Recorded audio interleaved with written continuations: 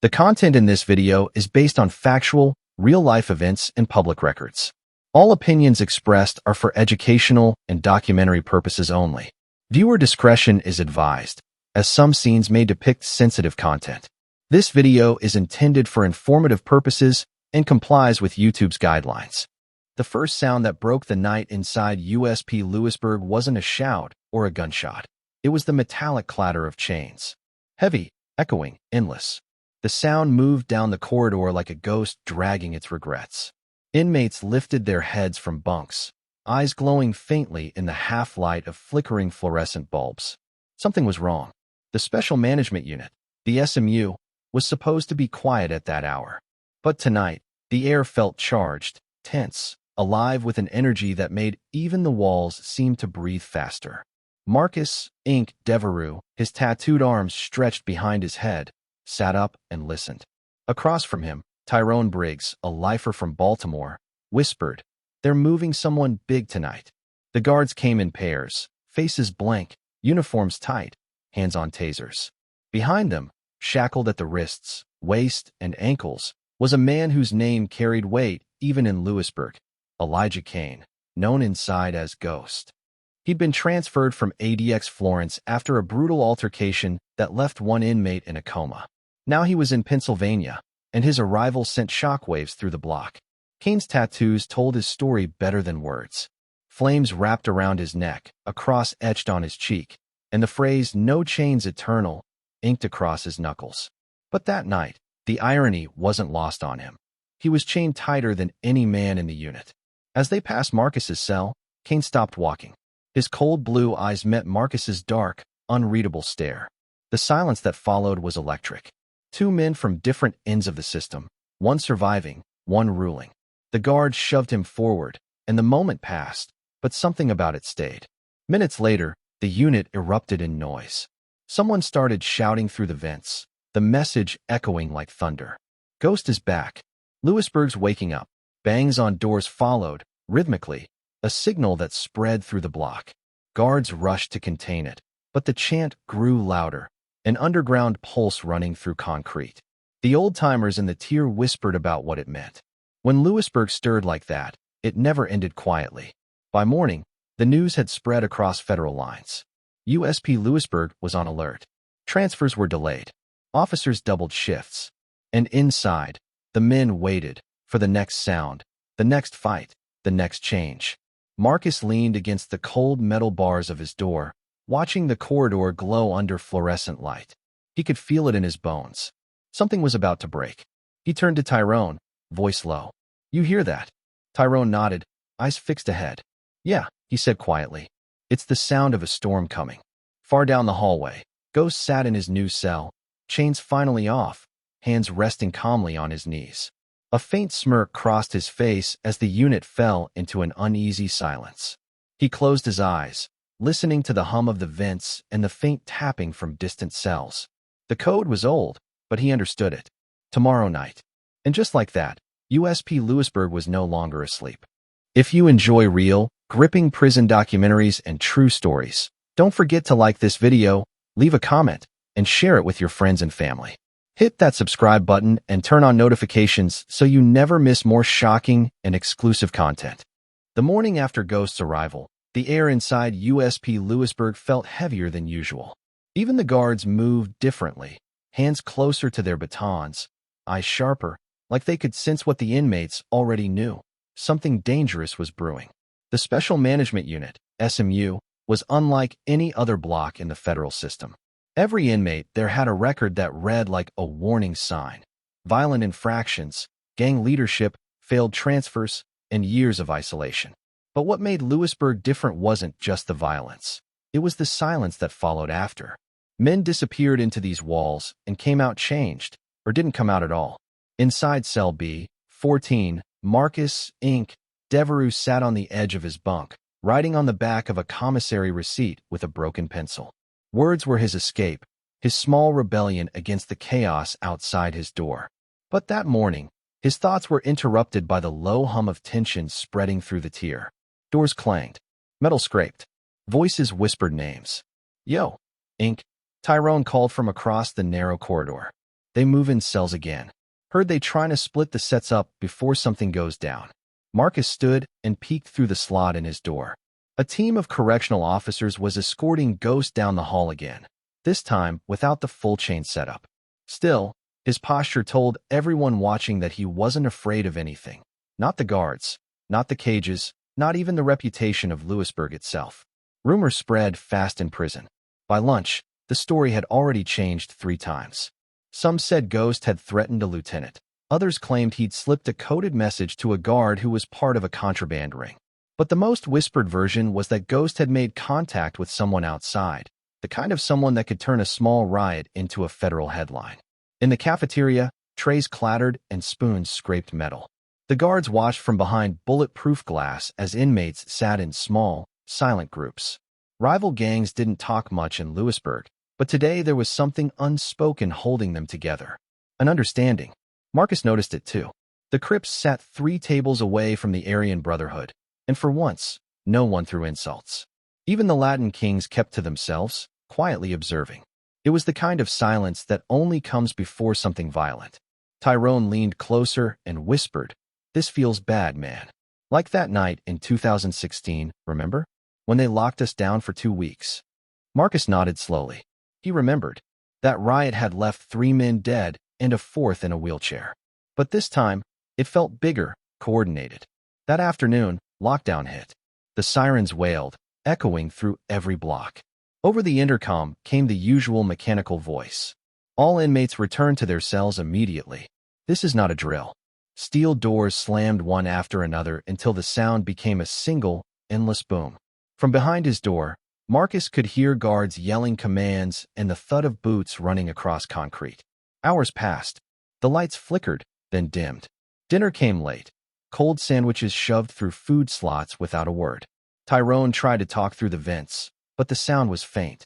Then, suddenly, the lights went completely out. For a moment, there was only darkness. Then bang. A single explosion of noise from the far end of the block. A door slammed open. Shouts followed. First one voice, then a dozen. Guards yelled back. The sound of batons striking metal echoed through the unit. Marcus pressed his ear to the door and heard chaos unfolding. Grunts, orders, boots, alarms. Someone had started it. And Ghost, Marcus knew in his gut, was at the center of it. Inside cell C-11, Ghost moved like a man who'd rehearsed this moment 1,000 times. He'd spent the day mapping guard rotations, counting footsteps, studying the timing of shift changes. When the power flickered, he acted. A hidden shiv, smuggled through a food tray days before, was already in his hand. The guard nearest his cell didn't stand a chance. 2 swift movements, and he was down. Ghost grabbed his keys, unlocked his cell, and moved fast, silent. Inmates nearby started shouting, banging on doors to cover the sound of his steps. Within minutes, 3 more doors had been opened. It wasn't a full riot. Not yet. But it was enough to shake the entire prison. Smoke bombs deployed by officers filled the corridor with a choking haze. Red emergency lights flashed, turning the concrete hallways into a surreal nightmare. Marcus and Tyrone could only listen. The banging grew louder, closer, and then silence. Heavy, suffocating silence. The next sound was the unmistakable crack of gunfire. 1 shot, then 2, then 5. By morning, the entire facility was under federal lockdown. The Bureau of Prisons had flown in tactical teams from D.C. The yard was empty, the halls flooded with riot gear and shields. Every inmate was strip-searched, every cell torn apart. But Ghost was gone. Not escaped, but missing. No one saw him in the aftermath, and no body was found. Some said he'd been moved to a black site. Others whispered he was on his way to USP Atlanta, the next stop in the federal chain. Marcus sat against the cold wall of his cell, hands cuffed, head pounding from lack of sleep. Through the small window, he saw the dawn creeping over the razor wire. For a second, the light almost looked peaceful. Tyrone's voice broke the silence. "You think he made it?" Marcus didn't answer. He just stared at the orange glow on the horizon. Because deep down, he knew this wasn't the end. It was just the beginning.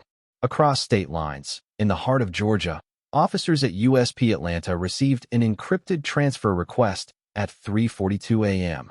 The name on the document was redacted, But the code name was clear: Ghost Inbound. And with that, the next chapter of violence was already on its way. The hum of the transport van sliced through the cold Georgia dawn. Outside, the skyline of Atlanta glowed faintly under a haze of orange streetlights. Inside the van, Ghost sat shackled hand to foot in a full-body restraint, his eyes hidden behind a black transport hood. A faint rattle echoed with every bump on the cracked highway leading to USP Atlanta, one of America's oldest and most notorious federal prisons. For over a century, United States Penitentiary Atlanta had been a revolving door for legends, mobsters, and broken men. It carried the scent of old wars, riots, and corruption, a place where time didn't just pass, it crawled. Built in 1902, the red brick behemoth was meant to represent justice. Today, it looked more like a haunted fortress. As the convoy of 3 black vans pulled up to the main gate, a cluster of armed guards stood waiting. Their uniforms were pressed, their expressions grim. Everyone had heard about what happened in Lewisburg. Everyone had read the report, the blackout, the uprising, the missing inmate. And now, here he was, the ghost of Lewisburg, arriving under federal watch. The warden himself, Warden Jefferson Hale, stood by the gate, his face hard as concrete. A former Marine with 25 years in corrections, Hale didn't believe in mercy, only control. "This one doesn't breathe without permission," he told his team. "He sneezes wrong, drop him." The cell assigned to Ghost wasn't just isolation, it was erasure. Sublevel D, deep beneath the main block, where concrete walls swallowed sound. No cellmate, no window, no air except what the vents pushed through. Guards called it the freezer. When the hood was lifted, Ghost blinked against the harsh fluorescent light. His eyes, dark and calm, swept across the room. He didn't speak, didn't resist. But every movement, the slow turn of his neck, the subtle flex of his fingers, told the guards he was still very much in control of himself. The warden leaned close. "You're in my house now, son. You play by my rules." Ghost's lips curled slightly, just enough to form a whisper. "Your house already feels haunted." Hale's jaw tightened. He turned sharply to the officers. "Get him processed." By noon, the prison had settled into its rhythm. Metal doors slamming, distant shouts echoing through the tiers, the hiss of the PA system announcing mealtime. But among the inmates, words spread faster than sound. "The man from Lewisburg is here." Every cell block buzzed with rumors. Some said Ghost killed 3 guards before transfer. Others swore he led a secret network of inmates that reached into every federal prison. Whatever the truth was, it didn't matter. In a place like Atlanta, legends became currency, and Ghost had just become the richest man in the yard. Meanwhile, on C Block, 2 old-timers watched the commotion from their cell. "That the new guy?" one asked, spitting tobacco juice into a plastic cup. "Yeah," said the other. "He's the one who made Lewisburg burn. He'll either take this place over or end up buried behind it." That afternoon, Ghost was led through the processing wing, hands chained to his waist, a guard on each side. From behind thick glass, inmates watched as he passed. Tattoos covered their faces and arms, each one a story, each one a warning. But even among killers, Ghost's presence carried weight. One inmate, Ray Trigger Monroe, a shot caller for the Dixie Mafia, watched with a smirk. "Man walks in like he already owns the place," he muttered. "We'll see how long that lasts." In the chow hall, the first test came. It started small, an accidental bump, a tray knocked over. A tattooed inmate from a rival crew stepped up to Ghost, chest puffed. "You the legend from Lewisburg?" he sneered. Ghost didn't answer. He just stared, cold and steady. The silence dragged on too long, too heavy. Then, fast as lightning, he moved. A single head but sent the man sprawling, blood pouring from his nose. The room erupted. Chairs crashed, fists flew, trays clattered against steel. Guards rushed in with batons and pepper spray, shouting commands. But through the chaos, Ghost just stood still, eyes unflinching, the faintest smirk on his lips. When the riot squad dragged him out, even the inmates watching from the far tables felt it, the power shift. One man had walked in from a blackout in Pennsylvania, and within 24 hours, USP Atlanta was already trembling. That night, in the control room, Warden Hale studied the footage from the chow hall. He paused the video right as Ghost looked into the security camera, directly into it, as if he knew someone was watching. "Who trained this guy?" Hale muttered. The assistant warden shrugged. Could be ex-military, sir. His file's half redacted. Even his transfer order came straight from D.C. Hale frowned. Nobody's that untouchable. If he thinks he's going to make a fool of me in my own facility, he's wrong. He clicked the monitor off. But as he left the room, one guard leaned toward another. You ever notice something? He whispered. Every time Ghost shows up somewhere, somebody ends up dead. By the third day, strange things began happening in Block D. A guard's keycard went missing. A maintenance report vanished from the warden's desk. Cameras on the lower tier flickered randomly. Nothing major, but enough to make the staff uneasy. And then came the message, written on the inside of a chow tray, scratched into the metal with a razor edge. I was never gone. Just waiting. When Hale saw it, his stomach turned cold. He doubled security, locked every door twice, and reassigned half the guard rotation. But it didn't matter. Whatever Ghost was planning, it had already begun. Inside his cell, Ghost lay on the concrete, tracing invisible lines on the floor. He was building a map in his mind. The vents, the guard routes, the sound patterns of the shift bells. Every noise mattered. Every second was part of a plan. He wasn't escaping. Not yet. He was communicating. Somehow, messages started reaching other inmates across the prison. Tiny notes folded into laundry, slipped into meal trays, or carved under benches. They carried short, cryptic phrases. Patience. Midnight shift. 2 minutes after lights out. By the time Hale realized what was happening, it was too late. The night of the uprising came suddenly, without warning. At exactly 2:17 a.m., the lights in C Block went out, followed by a blast that shook the entire compound. Smoke poured from the laundry wing, alarms blaring. Guards scrambled, radios crackling with confusion. Doors that should have been locked were mysteriously open. From his control tower, Hale shouted into the intercom, "Seal the lower level."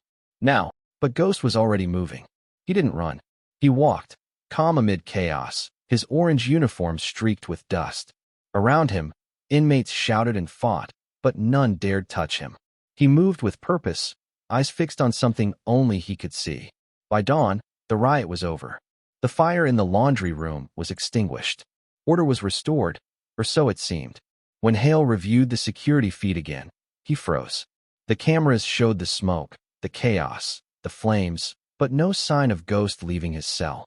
Yet when the guards opened the door that morning, it was empty. All that remained was a small piece of metal, scratched with the words, "Atlanta was never the end." By noon, a federal task force had taken over the prison. Helicopters hovered over the compound, and black SUVs lined the yard. As the agents briefed the press outside, Hale stood by his office window, staring at the smoke still rising from C Block. He whispered to himself, "How do you stop a man who isn't even there?" Somewhere miles away, down a forgotten road cutting through Georgia's fog, a lone figure in an orange jumpsuit walked steadily north. The faint outline of tattoos peeked from his sleeves. And though the world thought he was gone, his legend was only just beginning. Morning came with a silence that didn't belong in a prison. No yelling, no clanging metal, no morning count. Only the low hum of generators struggling to power what was left of USP Atlanta after the blackout and riot. By 7 a.m., the place was crawling with federal agents, crime scene techs, and Department of Justice investigators. Helicopters circled overhead like vultures, the thrum of their blades echoing through the compound. Every corner of the red brick fortress was sealed off, every door guarded. The name on everyone's lips was the same, Ghost. His disappearance had already hit the news. CNN anchors were calling him the Phantom Inmate. FBI analysts were speculating on air about how a high-security prisoner could vanish from a monitored facility without leaving a single trace. Inside the warden's office, Warden Hale stood in front of a whiteboard covered in maps and timelines. Red markers connected Lewisburg, Pennsylvania to Atlanta, Georgia in a jagged line of chaos. "He's not running," Hale muttered. "He's moving with purpose." Across the table, Special Agent Dana Wexler, a cold-eyed FBI investigator from Quantico, flipped through Ghost's file. Half the pages were blacked out, names redacted. "You said he came in quiet," she said. "Didn't resist, didn't talk back. That's discipline, not rage. That's military." Hale nodded. "I told you." His whole intake file was a cover-up. The man's background doesn't exist. So what are we dealing with here? Hale turned toward the window, watching a line of inmates being escorted across the yard. Someone who's seen the inside of more prisons than we've seen the inside of offices. By noon, federal trucks began hauling away evidence. Burned uniforms, damaged cameras, melted metal fragments. Every trace of the riot was logged, but nothing explained how a single man vanished from a maximum security cell surrounded by reinforced steel and 24-hour surveillance. The only clue was a faint scorch mark near the vent in Ghost's cell. The FBI text said it wasn't from fire, it was electrical. Someone had overloaded the security grid from the inside, shutting down power just long enough for the cameras to blink off. How could he have done that? Hale demanded. Agent Wexler didn't look up. He had help. That same day, over 800 miles north, a gas station clerk in Tennessee called the local sheriff's office. He swore he'd seen a man in an orange jumpsuit with full-sleeve tattoos buying food and bottled water. When the sheriff's deputies checked the security footage, the face was blurry, but the build, the walk, the calm posture, it was unmistakable. Within hours, the FBI's Fugitive Task Force issued a nationwide bulletin. Escaped federal inmate known as Ghost, potentially armed, considered extremely intelligent and dangerous. Believed to have assistants on the outside. Cable news ran with it all day. Hashtags exploded online. Hashtag prison ghost. Hashtag Atlanta breakout. Hashtag federal phantom. Every major outlet from CNN to Sky News UK covered it. For the first time in years, the public was obsessed with prison security again. Meanwhile, back at Lewisburg, Warden John Sykes sat in his dim office staring at a single photo. Ghost, standing in front of his old cell. Expression unreadable. He whispered to himself, "I told them he wasn't normal." Lewisburg had been trying to forget the blackout that started it all, the one that left 3 guards injured and 2 inmates missing. But now, with Atlanta burning, those wounds reopened. Federal agents began connecting dots between the 2 prisons. Mysterious outages, identical codes scratched into metal surfaces, and an unexplained pattern of transfers. Someone, somewhere, was moving prisoners for reasons that didn't line up with official paperwork. Agent Wexler noticed it first. "Look at these transfer logs," she told Hale during a briefing. Lewisburg, then Atlanta. Both signed off by the same regional director, who died 2 years ago. Hale's face went pale. "You're saying these transfers were ghost authorized?" Wexler smirked grimly. "Exactly." The next night, the story took another turn. A drone camera operated by a Georgia State Police unit captured something deep in the Chattahoochee Forest, about 60 miles from the prison. In the footage, a man in an orange jumpsuit was walking through the misty woods, carrying a metal briefcase. When the image was enhanced, a faint tattoo could be seen curling around his left wrist. Ghost wasn't running. He was delivering something. Wexler and Hale watched the footage together in silence. "What's in the case?" Hale asked. Wexler replied without looking away. "Whatever it is, he took it from Atlanta. That wasn't an escape. It was an extraction." 3 days later, at a small diner on the outskirts of Nashville, a waitress named Lydia Moore reported a man who paid with a $100 bill still smudged with black ash. She described him as quiet, polite, covered in tattoos, with eyes that didn't blink much. The FBI arrived 2 hours too late. The man was gone, but the diner's security camera showed him sitting alone by the window, staring out into the night rain. Next to his coffee cup was a folded napkin with one word written in pen.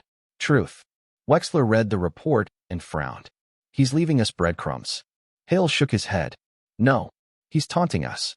Meanwhile, inside USP Lewisburg, strange rumors began to circulate again. Inmates claimed to hear faint tapping noises in the pipes at night, patterns of sound, like coded messages. One guard swore he heard the words 13 days whispered through a vent during his shift. No one wanted to admit it, but everyone felt it. Ghost wasn't gone. He was everywhere. Wexler started connecting the timestamps from the tapping reports in Lewisburg with the times of power fluctuations detected in Atlanta's remaining surveillance systems. It lined up perfectly. "He's communicating through the infrastructure," she said. "Using old wiring, old security systems, whatever's left. He's building a network." Hale leaned back in his chair. "You mean to tell me this guy escaped 2 prisons and is now running some kind of underground signal network from the outside?" Wexler met his eyes. "He's not outside. He's between them." As the days passed, The investigation expanded to the Bureau of Prisons headquarters in Washington, D.C. The director ordered a nationwide audit of all maximum security facilities. But then, something unexpected. A federal transport truck carrying inmate records for USP Leavenworth was hijacked in Kentucky. The guards were found unharmed, locked in their own truck on a back road. The files, however, were gone. The only thing left in the glove compartment was a note. Day 2 complete. When Agent Wexler saw it, she knew it wasn't a coincidence. Day 2. She repeated under her breath. He's counting down. By now, Ghost's name had become legend across prisons in America. Inmates spoke of him like a myth. Some called him a liberator, others a curse. Guards grew paranoid. Wardens doubled security, fearing they'd be next. Every night, news stations in the US, the UK, and Canada replayed the same chilling footage of the orange-clad figure disappearing into the Georgia woods. Social media was flooded with theories. Was Ghost real, or part of a federal cover-up? The FBI wasn't saying. The Bureau of Prisons refused comment. But Hale knew one thing. This wasn't over. Not even close. At 3:14 a.m., in a dim motel room just outside Birmingham, Alabama, a man with tattoos covering his arms sat at a desk, typing on a battered typewriter. The sound was slow, rhythmic, like the pipes at Lewisburg. The page he was writing on had only one line so far. Day 3, Leavenworth awaits. He paused, cracked his knuckles, and glanced at a map pinned to the wall. Red pins marked every major federal prison east of the Mississippi River. In the corner of the map, underlined twice in black ink, were the words, 25 days to truth. He folded the page carefully, slipped it into the metal briefcase beside him, and smiled faintly. Outside, a passing freight train roared in the distance, its horn echoing like a warning. Ghost whispered softly to himself, "Let's see if they're ready for day 3. The morning sun broke over the Pennsylvania horizon, its weak rays cutting through the fog that clung to the perimeter of USP Lewisburg. Inside the maximum security walls, the hum of daily routine had begun, doors clanging, prisoners shuffled into breakfast lines, guards moving in synchronized patrols. But for Warden John Sykes, the atmosphere felt different that day. Unease prickled at the back of his neck. Something wasn't right. Earlier reports had filtered in from Atlanta. Ghost, the inmate who had vanished under mysterious circumstances in Lewisburg, had appeared again in USP Atlanta, orchestrating chaos with a precision that suggested intelligence far beyond his criminal record. Sykes knew that the man had a plan, and somehow, that plan was now reaching Lewisburg once more. By 7 a.m., the first anomalies appeared. Cameras in the lower tiers flickered briefly, lights dimmed without warning, and a guard on the 3rd floor reported hearing faint tapping noises echoing through the ventilation shafts. Nothing concrete, nothing to prove an escape, but enough to make the entire block tense. Across the state line in Georgia, Warden Jefferson Hale was dealing with a similar tension. The recent blackout in Atlanta had left officers shaken and the facility's reputation in tatters. Even now, a month after Ghost's arrival, whispers traveled faster than the guards could contain them. Inmates spoke of the phantom from Lewisburg, of his uncanny ability to manipulate the system and disappear at will. Back in Lewisburg, the morning count was underway when inmate Raymond "Trigger" Monroe spotted the first sign of Ghost's influence. A series of scratches had appeared on a tray card, seemingly random at first, lines, numbers, and letters, but Monroe recognized them as coded communication. "The man's back," he whispered to his bunkmate. "He's speaking through the walls again." By noon, the tapping began in earnest. Hundreds of inmates, many with tattoos tracing their arms and necks, started mimicking the rhythm. Tap, pause, tap, pause. It spread block by block, floor by floor, a silent signal that went unnoticed by most of the staff at first. But Warden Sykes noticed. The pattern was too deliberate to be coincidence.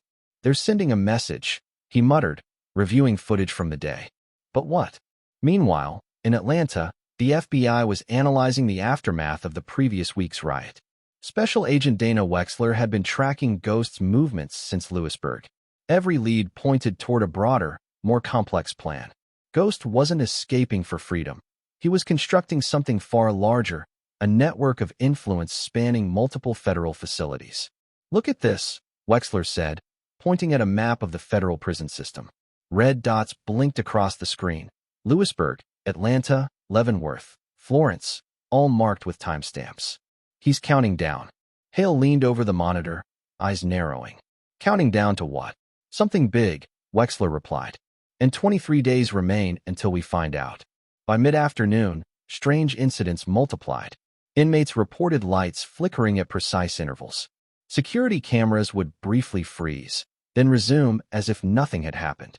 One guard found a note carved into a cafeteria table. Day 2, connection established.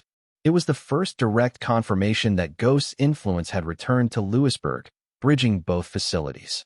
The note carried no signature, only the unmistakable precision of a man who had planned every detail. The warden called an emergency meeting with his staff. Lock down the lower tiers. Double-check all security cameras. Nothing moves without being documented. But even as instructions were given, unease rippled through the officers. Ghost's legend wasn't confined to stories anymore. It was tangible. By evening, the signals escalated. Inmates tapped out long sequences on metal bars, bunk frames, and even pipes. A subtle rhythm began to form, unmistakably deliberate. Every tapping pattern corresponded to the times of electrical disruptions in Atlanta, almost as if Ghost were orchestrating the two facilities in tandem. Wexler received real-time updates from her analysts monitoring Lewisburg's internal systems. He's not just sending a message, she said. He's creating a network. Every blackout, every coded signal. He's communicating with someone or something outside these walls. Sykes felt a chill. He's orchestrating this from beyond the prison, he muttered. How is that even possible? Wexler's eyes were grave. He's not beyond it. He's inside the system, manipulating it like a conductor controlling an orchestra. Late into the night, Ghost's presence became undeniable. Security cameras caught fleeting glimpses of an inmate in an orange jumpsuit moving through the shadows, leaving behind chalk marks on walls and brief scratches on metal doors. He didn't speak. He didn't run. He simply moved with purpose, and every step echoed through the minds of those watching. The most chilling discovery came when a small piece of paper was found in the laundry chute. Folded meticulously, it bore a single line. 23 days remain. The warden's hands shook as he read it aloud. The countdown had begun, and Ghost was clearly in control. Every prison he touches is now a part of this, whatever it is, Wexler said. And it's spreading. By the early hours of the next morning, federal task forces were deployed to Lewisburg and Atlanta. Analysts, tech specialists, and investigators combed through each prison, trying to find a pattern, a weakness, anything that could predict Ghost's next move. Outside the compound, media crews had arrived. CNN, Fox, Sky News, and BBC reported on the unfolding events, broadcasting images of darkened prisons, high-security fences, and red-inked warnings scrawled by unseen hands. Social media buzzed with hashtags. Hashtag Ghost in Prison. Hashtag Countdown 23 Days. Hashtag Federal Phantom. Public fascination surged. Millions across the US, UK, and Canada watched, captivated by the mystery of a man who seemed unstoppable, untouchable, and beyond comprehension. Back inside the walls, inmates whispered. Some were fearful, some were awed. Ray Trigger, Monroe leaned close to a tattooed friend in C Block. He's everywhere, Monroe said, voice low. Even if we lock every door, he finds a way. He's not just a man, he's a signal. By dawn, the tapping had stopped. Silence returned to the prison, but it was the kind of silence that felt alive, anticipating. Every guard, every inmate, every warden knew it. The calm was temporary. Ghost's presence lingered, unseen but omnipresent. Across both facilities, the same truth settled in the minds of those watching, tracking, and fearing. 23 days remained. In a small, dimly lit room miles away, Ghost sat before a bank of monitors. Each screen displayed feeds from Lewisburg, Atlanta, and other federal facilities he had begun to touch. He sipped coffee, the tattoos on his arms catching the faint glow from the monitors. He didn't smile. He didn't frown. He simply observed. Every move he made had purpose, every signal, every blackout, every cryptic mark on a wall meticulously planned. Outside, the world speculated. Ghost's legend grew. But for him, this was only the beginning. The countdown continued, prison by prison, day by day. He reached for a folder on his desk, labeled in bold letters. Day 3. ADX Florence. He flipped it open and traced a path from Lewisburg to Atlanta to Leavenworth and beyond. Let's give them something to remember, he whispered to himself. And with that, the countdown moved forward. From Pennsylvania to Georgia, from Lewisburg to Atlanta, Ghost Shadow spreads across America's most secure prisons. Every system he touches, every inmate he influences, brings him closer to the end of the countdown. 23 days remain. The question isn't if he'll strike again, it's what happens when the clock reaches zero. Subscribe now, because the series continues tomorrow, and the If next you stop enjoy real, is gripping ADX prison Florence. documentaries and true stories, don't forget to like this video, leave a comment, and share it with your friends and family. Hit that subscribe button and turn on notifications so you never miss more shocking and exclusive content.